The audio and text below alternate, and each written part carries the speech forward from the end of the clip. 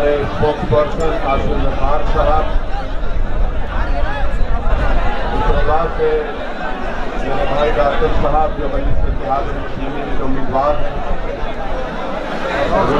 रजौली के तमाम मजलिस के जिम्मेदारान, मौजूद हाजिर साहब, बुजुर्गान मिल्लत, मेरे गयूर नौजवान साथियों, मैं आप तमाम का शुक्रगुजार हूँ कि आप लोग ने अपना कीमती वक्त निकालकर आज के इस मीटिंग में शिरकत की और आप लोगों का इस तरह से वालेहाना मोहब्बत का इजहार करना मुझे उम्मीद दिलाता है, हम तमाम मजलिस के जिम्मेदारों के हौसलों को बुलंद करता है और आपका ये बेनफ्स होकर यहाँ पर जमा होना इस बात का पैगाम देता है और साथ ही साथ आपने यहाँ पर आकर इस बात का पैगाम दे दिया कि आइंदा साल 2022 में जो उत्तर प्रदेश के विधानसभा के चुनाव होंगे, इंशाअल्लाह ताला रुदौली से यहाँ से मजलिस का उम्मीदवार यकीनन विधायक बन के आपकी आवाज बनकर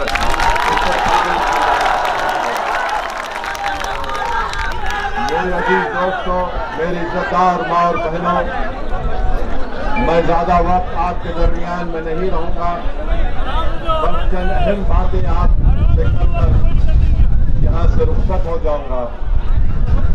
मजलिस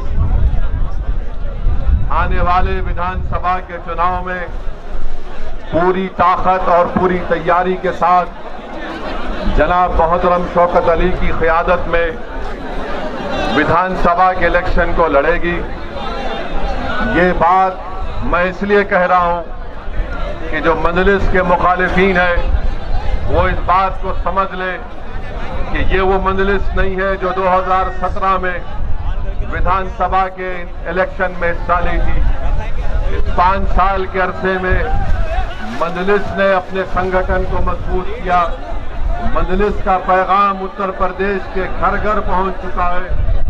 मजलिस ने अपनी तंजीम को अपनी जमात के लोगों की मेहनत और जुस्तजू की बुनियाद पर पहले से ज्यादा आज उत्तर प्रदेश में मजबूत है और हमारा आपको यही पैगाम है, यही आपसे इल्तिजा और गुजारिश है कि उत्तर प्रदेश में मजलिस की पहली कोशिश ये है कि यहां से आपकी मुस्लिम अक़लियत की एक सियासी लीडरशिप बने। मैं आपको ये बात बताना जरूरी समझता हूं कि उत्तर प्रदेश भारत का सबसे बड़ा स्टेट है, प्रदेश है। यहां पर हर बिरादरी की, यहां पर उनकी एक सियासी ताकत है, उनकी एक पहचान है। अगर उत्तर प्रदेश में अगर किसी की सियासी लीडरशिप नहीं है, किसी की सियासी आवाज नहीं है, किसी के आवाज की अहमियत नहीं है, किसी के आंसुओं की अहमियत नहीं है, अगर कोई यतीमी और लाचारी के माहौल और मायूस हो रहा है तो वो उत्तर प्रदेश का मुसलमान है। और मजलिस ये चाहती है कि आप जमहूरियत को मजबूत करें।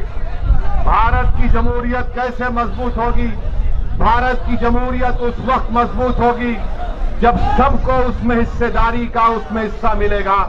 उत्तर प्रदेश में सबको अपना अपना हिस्सा मिल गया। अगर किसी के साथ इंसाफ नहीं हुआ, किसी को उनका हिस्सा नहीं मिला, तो मैं ये साफ तौर पर कह रहा हूं कि उत्तर प्रदेश के मुसलमान हैं जिनको अभी तक उनका हिस्सा नहीं मिला। और क्यों नहीं मिला?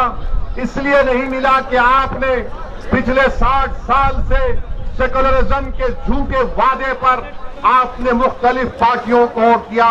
कभी आपने कांग्रेस को वोट दिया, उनको नेता बनाया, विधायक बनाया, सांसद बनाया, मुख्यमंत्री बनाया, कभी आपने उनको प्रधानमंत्री बनाया, कभी आपने बीएसपी को वोट दिया, उनका मुख्यमंत्री बनाया, आपने समाजवादी पार्टी को वोट दिया, उनका मुख्यमंत्री बनाया। मगर आप अपने दिल पर हाथ रखकर सोचिए कि आपका पूरे उत्तर प्रदेश में आपका कौन है नेता, कौन है आपकी आवाज, कहां है आपकी सियासी ताकत? आज उत्तर प्रदेश में आपके वोट की अहमियत नहीं है, आपके आंसुओं की अहमियत नहीं है, आपके मसाइल की अहमियत नहीं है। मैं ये कहने पर मजबूर हूं कि उत्तर प्रदेश में अगर सबसे कम पढ़े लिखे अगर कोई है तो मुसलमान है। आखिर क्यों कम पढ़े लिखे मुसलमान है? क्या इसका जिम्मेदार असदुद्दीन ओवैसी है? अगर उत्तर प्रदेश में सिर्फ 2% बच्चे ग्रेजुएट होते हैं तो क्या उसका जिम्मेदार असदुद्दीन ओवैसी है? उत्तर प्रदेश में मुसलमान आउट ऑफ स्कूल चिल्ड्रन है, जो स्कूल के बाहर हैं, जिनकी उम्र स्कूल में तालीम हासिल करने की है, वो 60% है। उसका जिम्मेदार कौन है? उसका जिम्मेदार असदुद्दीन ओवैसी है। उत्तर प्रदेश की जेलों में सबसे ज्यादा अगर दलित भाइयों के साथ अगर कंडक्ट ट्रायल है तो मुसलमान है। इसका जिम्मेदार कौन है? इसका जिम्मेदार किसी हद तक हमको भी अपने गिरबान में झांक कर देखना है। मैं आपको पैगाम देने आया हूं मेरे अजीज दोस्तों और बुजुर्गों, यकीनन फिरका परस्ती को हराना है, फिरका परस्ती को हराना है। मगर फिरका परस्ती को हराने का मतलब ये नहीं है कि आप खुद हार जाएंगे। फिरका परस्ती को हराने का मतलब यह कि आप जीतेंगे, तभी जाकर बीजेपी को शिकस्त होगी। अगर रुदौली से मंजलिस का उम्मीदवार एमएलए विधायक बनेगा तो यकीनन बीजेपी को यहां पर हम शिकस्त दे पाएंगे। मेरे अजीज दोस्तों और बुजुर्गों, रुदौली में मैं यहां पर खड़े होकर दिल की अमीर गहराइयों से, हमारे इश्तियाक अहमद साहब एक एमएलए हुआ करते थे, भट्टी समाज से उनका ताल्लुक था, मैं उनको खराजी अकीदत पेश करता हूं। आप बताइए, कोई नाम नहीं लेता इश्तियाक साहब का, और फिर मंजलिस पर इल्जाम लगाया जाता है कि मंजलिस इत्तेहादुल मुस्लिमीन वोट काटने के लिए आती है। मेरे अजीज दोस्तों और बुजुर्गों, मंजलिस किसी को काटने को नहीं आती, मंजलिस जोड़ने को आती है, और मंजलिस ये काम करके रहेगी इंशाअल्लाह ताला। मेरे अजीज दोस्तों और बुजुर्गों, अभी हमको यहां के जिम्मेदारों ने बताया कि जो ओवर ब्रिज है रुदौली का,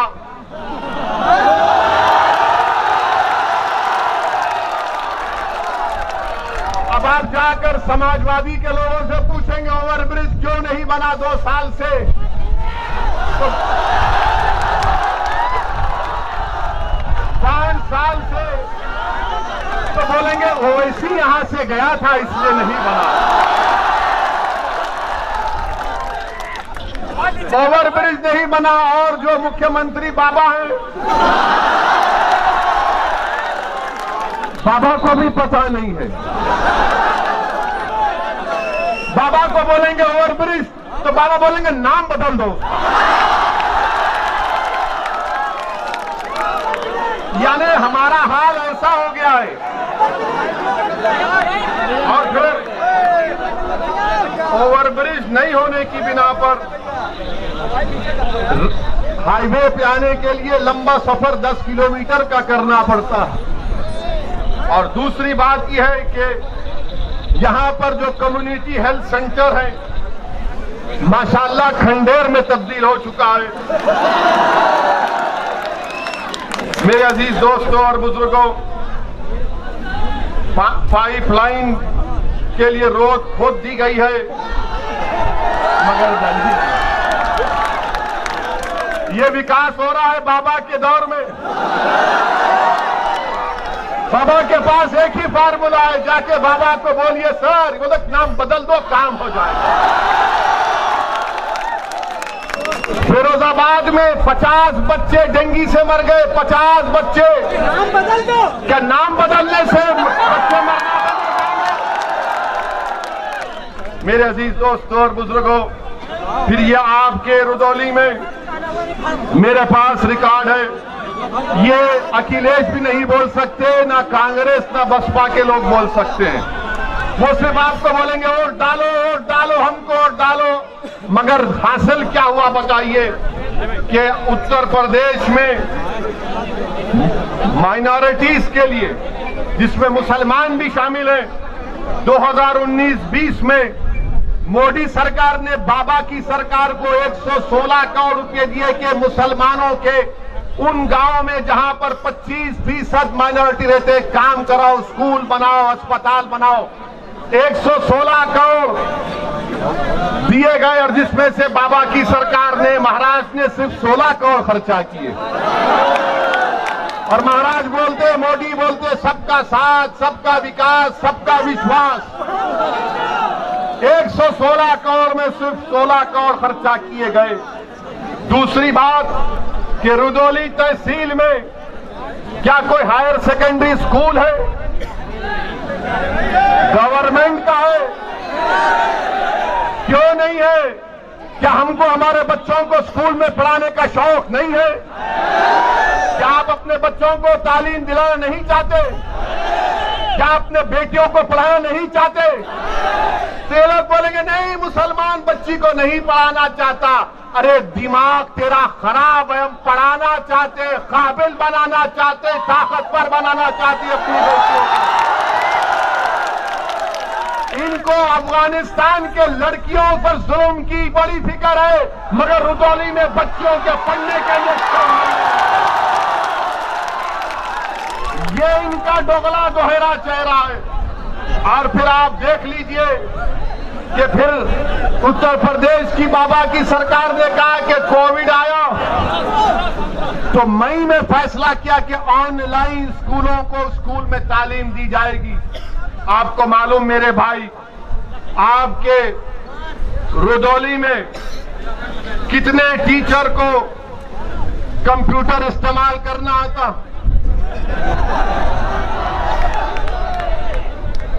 कितनों को आता है? ये हाल यहां पर इस तरह का करके रखिए। और आप ये भी देख लीजिए कि जो हेल्थ की बात है, हेल्थ की बात में रुदौली में 255 सब सेंटर है, 40 प्राइमरी हेल्थ केयर सेंटर है, 5 कम्युनिटी हेल्थ सेंटर है, कोई सब डिविजनल हॉस्पिटल नहीं है, 4 डिस्ट्रिक्ट हॉस्पिटल है। तो योगी आदित्यनाथ की सरकार बनने के बाद कितने आपने खोले बताओ? कितने आपने खोले बताओ? जब आप जवाब दे रहे हैं तो सच्चाई पर मुबन्नी होगा। आपको मालूम कि रुदौली में ये जिला अयोध्या का है, यहां पर कितने बच्चे 5 साल की कम उम्र के, जब 5 साल के होते हैं तो स्टंटेड कितने होते हैं, कमजोर कितने होते हैं? 50%। बाबा से जाकर पूछिए, महाराज से, तो बोलेंगे ये फिरका परस्ती की बात कर रहा हो ऐसी। मैं चैलेंज से कह रहा हूं कि 50% 5 साल के कम उम्र के बच्चे स्टंटेड है अयोध्या डिस्ट्रिक्ट में। कौन सी हुक्मरानी बीजेपी उत्तर प्रदेश में कर रही है? और फिर वेस्टेड बच्चे 19%, अंडरवेट यानी जो उम्र में वजन उनका होना चाहिए कितने मालूम आपको? 45%। मैं जो कुछ कह रहा हूं, अगर मेरी बहन, मेरी मां मेरी बात को सुन रही है तो कहेगी कि हाँ ये बात सच है कि जिस बेटी को मैंने 9 महीने अपने पेट में रखकर पैदा किया, आज वो स्टंटेड भी है और उसका वेट भी कम है। मेरे अजीज दोस्तों और बुजुर्गों, वहीं पर ये सरजमीन, हम जब यहां पर आ रहे थे तो 2 दिन से हमारे माशाल्लाह मीडिया के बड़े बड़े लोग बोलना शुरू कर दिए कि ओवैसी अयोध्या को नहीं जा रहे हैं, ओवैसी अयोध्या का नाम नहीं लेते हैं। मैंने कहा भाई साहब, अयोध्या भी भारत में है, फैजाबाद भी भारत में है और ओवैसी भी भारत में है। अब फैजाबाद की तारीख इनको नहीं मालूम, जो शाम में 6 बजे टीवी पर बैठते हैं, 8 बजे बैठते हैं, 9 बजे बैठते हैं, ऐसा बैठकर भाषण देते हैं, खुतबा देते हैं और ऐसा देते हैं कि बस नरेंद्र मोदी उनको देखे तो कहे कि ये तो मेरा घर वाला। क्या कहा उन्होंने कि ओवैसी को अयोध्या नहीं जा रहे हैं? मेरे भाई, अयोध्या भी जाएंगे, क्यों नहीं जाएंगे? हम जब कश्मीर गए तो अयोध्या नहीं जाएंगे। और फैजाबाद की तारीख, इनको नाम फैजाबाद से इतनी जलन क्यों है? नाम बदल दिया, पेट में दर्द क्यों होता है? फैजाबाद की जेल में क्या अशफाकुल्लाह को फांसी नहीं दी गई थी? क्या फैजाबाद की जेल में अशफाकुल्लाह को जब फांसी दी जा रही थी तो क्या अशफाकुल्लाह जब फांसी के फंदे पर जा रहा था तो उसकी जबान पर कुरान की आयतें थी? जब अशफाकुल्लाह फांसी के फंदे पर गया तो रास्ते में जेल के लोगों से मिलकर कहा कि खुदाफिज मैं अपने रब से मिलने जा रहा हूं। क्या अशफाकुल्लाह ने जब फांसी का फंदा लेकर उसको चूमा और अपने गले में डाला तो पूछने वाले ने पूछा कि बता मरने वाले तेरी आखिरी ख्वाहिश क्या है? तो अशफाकुल्लाह ने क्या ये नहीं कहा कि ला के रख दे खाके वतन मेरे कफन में? ये मोहब्बत के मज़ार अशफाकुल्लाह ने, ये हमको बोलना पड़ता है, वरना ये 6 बजे 8 बजे 9 बजे बैठकर जो चीखे मारते हैं, जो पुकारते रहते हैं कि हाँ माई बाप देख लो हमको आपकी तारीफ में बोल रहे हैं, इनको बताना पड़ेगा, इनको बताना पड़ेगा कि ये लोग बात करते हिंदू और मुसलमान के इत्तेहाद की मोहब्बत की, यकीनन वो पैदा होना चाहिए। और कैसे पैदा होगा? अशफाकुल्लाह और राम प्रसाद बिस्मिल की दोस्ती कैसी थी? राम प्रसाद बिस्मिल अशफाकुल्लाह एक मंदिर के पास बैठे थे शाम के वक्त, एक मुसलमान आ गए मंदिर पर हमला करने के लिए, तो अशफाकुल्लाह ने अपना रिवॉल्वर निकाल कर कहा खबरदार तुम मंदिर पर हमला नहीं करोगे वरना अशफाकुल्लाह फायर करेगा। ये मोहब्बत की मिसालें थी। क्या आपको मालूम नहीं? सुनिए, मैं थाली बजाने के लिए या आपसे दाद हासिल करने के लिए यहां पर नहीं आया हूं। मैं तुम्हारी थालियों का मोहताज ना कभी था ना कभी रहूंगा। मैं किसी का मोहताज हूं तो अल्लाह का मोहताज हूं। मैं तुमको आपको बताने आया हूं कि अपने दिलों में एक इनकलाब पैदा करो, अपने दिलों में एक तब्दीली पैदा करो। अगर जिंदा हो तो जिंदा कौम की मिसाल बनो, अगर जिंदा हो तो हरकत करो, अगर जिंदा हो तो अपनी पार्टी का वोट दो, अगर जिंदा हो तो तोड़ दो ये तमाम गुलामी की कैदियों की जंजीरों को जो 60 साल से तुमको डरा डरा कर तुम्हारा वोट हासिल करके हमको बर्बादी के जहाने पर लाकर खड़ा कर दिया। मेरे अजीज दोस्तों और बुजुर्गों, अशफाकुल्लाह शहीद को एक मुसलमान जेलर जाकर अशफाकुल्लाह से कहता है कि अशफाकुल्लाह तुम गवाही माफी बन जाओ, तुम ये तमाम जो दीगर हिंदू हैं जिन पर काकोरी ट्रेन का मुकदमा हुआ तुम उनके खिलाफ बोलो। तो अशफाकुल्लाह ने कहा मैं एक मुसलमान हूं और बाकी मेरे साथी हिंदू हैं, मैं अपने आप को गिरने नहीं दूंगा ना अपनी कौम को गिरने दूंगा। मैं अंग्रेजों के खिलाफ था और रहूंगा। मेरा ख्वाब है कि मुल्क आजाद हो। मैं आज रुदौली में खड़े होकर आप तमाम से अपील कर रहा हूं कि अगर हम अशफाकुल्लाह के ख्वाबों को पूरा करना चाहते हैं, अगर हम राम प्रसाद पंडित राम प्रसाद बिस्मिल के ख्वाबों को पूरा करना चाहते हैं तो अशफाकुल्लाह ने ये ख्वाब देखा था, अशफाकुल्लाह ने ख्वाब देखा था कि मुल्क जब आजाद होगा तो यहां पर सबको उनका हिस्सा मिलेगा।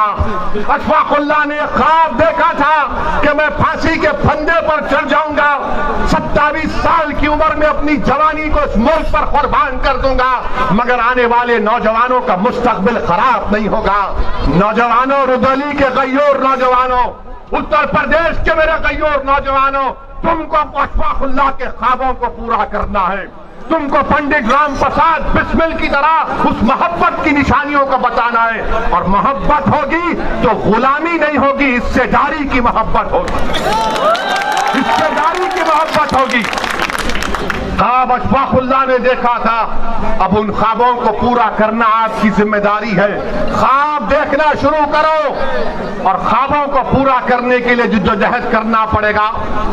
यकीनन रास्ते में मसाइब और मुश्किलात आएंगे, कोई रास्ता आसानी से हम अपनी मंजिल मकसूद को आसानी तक नहीं पहुंच पाएंगे। जुस्तजू करना पड़ेगा, जिद्दोजहद करना पड़ेगा, ईसार और कुर्बानियों के मजारे करना पड़ेगा। मेरे अजीज दोस्तों और बुजुर्गों, जब हम अपने इन ख्वाबों को पूरा करेंगे तब जाकर हम एक सियासी कुव्वत बनकर यहां पर उभरेंगे। मेरे अजीज दोस्तों और बुजुर्गों, मैं आपको यह भी बताना चाहूंगा कि रुदौली में यहां पर जहां पर हमने इश्तियाक अहमद साहब का जिक्र किया तो रुश्दी मियां का भी जिक्र करना। मैं उनके खिलाफ नहीं हूं, बिल्कुल नहीं हूं, वो हमारे भाई हैं, दोस्त नहीं है, हम जानते भी नहीं हैं उनको। मगर मैं समाजवादी पार्टी से पूछना चाहता हूं, समाजवादी पार्टी के अखिलेश यादव ये कहते हैं कि ओवैसी की जबान से जो अल्फाज निकलते हैं वो बड़े कड़वे होते हैं। अखिलेश यादव आ जाओ रुदौली में, तुम एक तरफ मैं एक तरफ, इस जनता को बात करेंगे, बोलेंगे तुम डराने की बात करते हो, मैं उम्मीद दिलाने की बात करता हूं। तुम भगाने की बात करते हो, मैं कहता हूं पीठ नहीं सीना दिखाओ। तुम जहालत की बात करते हो, मैं इल्म की बात करता हूं। तुम डराने की बात करते हो, मैं इत्तेहाद की बात करता हूं। ये मजलिस इत्तेहाद और मुस्लिमीन का पैगाम। और यहां पर आप जानते हैं कि पहली मर्तबा अब्बास अली जैदी रुश्दी मियां जब हारे तो 1000 वोट से हारे। 5 साल के बाद जब 2017 में इलेक्शन हुआ तो रुश्दी मियां 31,000 वोट से हार गए। मैं तो नहीं रहा था ना अखिलेश। तो यादव ने, रुदौली के हमारे यादव भाइयों ने फैसला किया कि समाजवादी तो यादवों की पार्टी है, अखिलेश यादवों का हमारा नेता है, मगर रुदौली से यादव नहीं है, रुश्दी मियां है, इसलिए हम बीजेपी के यादव को वोट देंगे। ये हकीकत है ना, ये सच कह रहा हूं ना मैं? क्या मैं सच कह रहा हूं? क्या मैं झूठ कह रहा हूं? तो फिर आप 22 के चुनाव में क्या करेंगे? फिर आप किसको वोट देंगे? आप किसको वोट देंगे? आप ये काम करके दिखाना है, सिर्फ जज्बात में आकर नहीं कहना है, बल्कि कामयाब करना है अपनी पार्टी को। जिस तरह बिहार में हमारे 5 विधायक कामयाब हुए और बिहार में कामयाबी के बाद बिहार की विधानसभा में अख्तरुल ईमान की क़यादत में मजलूमों की आवाज बनकर, कमजोरों की आवाज बनकर, यतीमों के इंसाफ के लिए मजलिस बिहार के विधानसभा में आवाज उठा रही है। जब यादव एक हो चुका है, बीजेपी के कैंडिडेट को हराने के लिए रुश्दी मियां को हरा दिए। मेरे अजीज दोस्तों और बुजुर्गों, मेरी आपसे गुजारिश है कि मुत्तहिद रहिए, अपने वोट का सही इस्तेमाल करिए, डरने और घबराने की जरूरत नहीं है। ये समाजवादी पार्टी हो, बीएसपी हो या फिर कांग्रेस हो या बीजेपी हो, इनको एक ही बात की तकलीफ है कि पूरे भारत में मुसलमानों की कोई पॉलिटिकल लीडरशिप ना बने। मैं यहां पर अपनी शोहरत के लिए नहीं आया हूं, अल्लाह जानता है।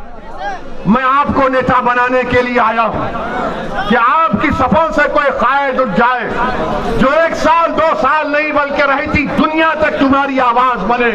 और उस वक्त होगा मेरे अजीज दोस्तों और बुजुर्गों, जब आप अपनी पार्टी को कामयाब करेंगे, अपनी दुआओं से, अपने वोट से और पार्टी के पाबंद डिसिप्लिन सिपाही बनकर आप मजलिस के हक में अपने वोट का इस्तेमाल करिए। डरने और घबराने की जरूरत नहीं है। मुझ पर इल्जाम लगते हैं, मुझे कोई फिक्र नहीं, बहुत से इल्जाम लगते हैं मुझ पर, मगर याद रखो जब तक अल्लाह असदुद्दीन ओवैसी को जिंदा रखेगा, इंशाअल्लाह ताला असदुद्दीन ओवैसी सच को और हक को बयान करता रहेगा। अल्लाह जब तक मेरे जिस्म में आखिरी सांस को रखेगा, मैं आपके हक के लिए लड़ता रहूंगा। मुझे नहीं मालूम कि मेरी जिंदगी का चिराग कब गुल हो जाए, मगर रुदौली के नौजवानों, उत्तर प्रदेश के गैयोर नौजवानों, उत्तर प्रदेश के मेरी इज्जतदार मां और बहनों, कौम और मिल्लत के जिम्मेदारों, मैं तुमसे भीख मांगने आया हूं, मुत्तहिद हो जाओ। आज तुमको मुत्तहिद होना है। ये फैजाबाद अयोध्या है। अगर कोई मुझसे सवाल करता है तो याद रखो, इसी अयोध्या में 6 दिसंबर को हमने भी देखा, सारी दुनिया ने भी देखा क्या हुआ।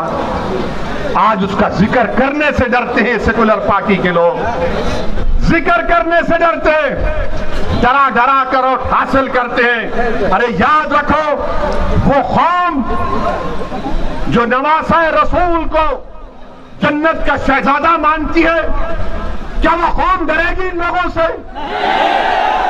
क्या तुम डरोगे इन लोगों से?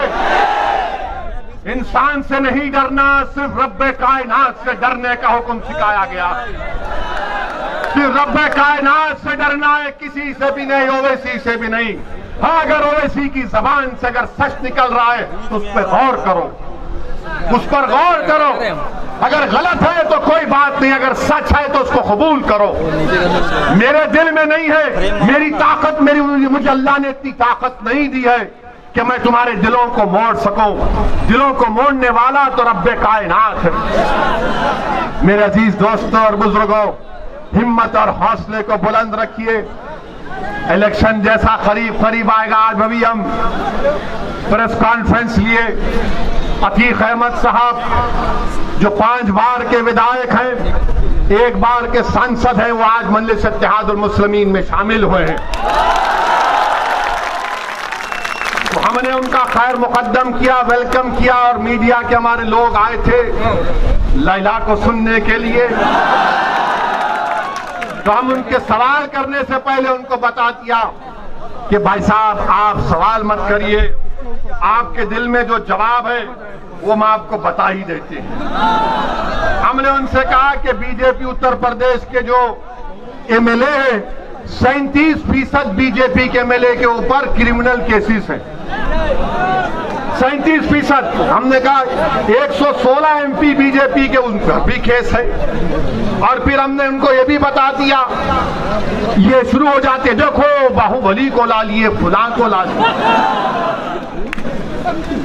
देखिए, बल्कि जिस किसी का नाम अतीक होगा, शहाब होगा, मुख्तार होगा, वो गैंगस्टर होगा, बाहुबली होगा।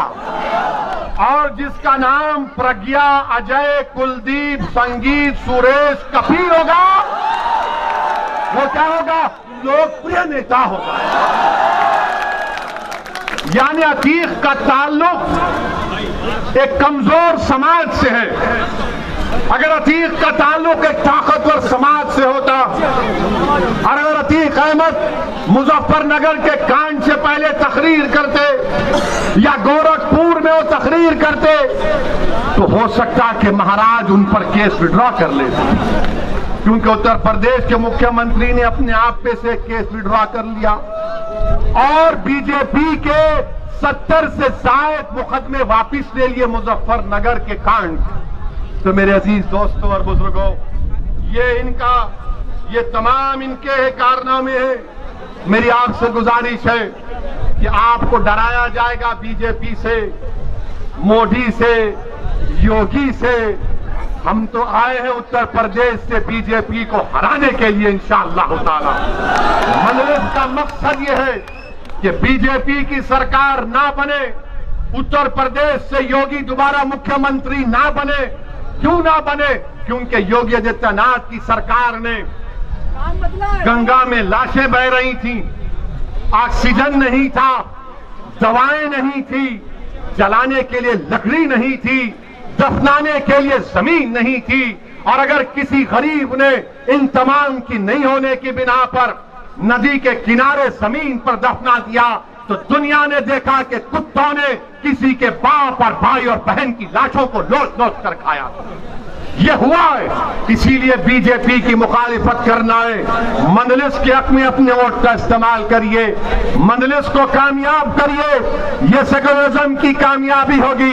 पार्लियामेंट में आपने देख लिया, कोई आकर ये कहेगा इस सेकुलर पार्टी का, अरे ओवैसी के तो 2 MP हैं, क्या खोल लेगा। अरे भारत की पार्लियामेंट देखती है कि असदुद्दीन ओवैसी के साथ इम्तियाज जलील है, दूसरी तरफ मोदी के 300 है, मगर जब एक तुम्हारा भाई टोपी और दाढ़ी के साथ खड़ा हो जाता है तो 300 में दर्द शुरू हो जाता है। और हम किसी मजहब के खिलाफ नहीं बोले, आज तक ना बोलेंगे इंशाअल्लाह ताला। मैं तो मिसाल दिया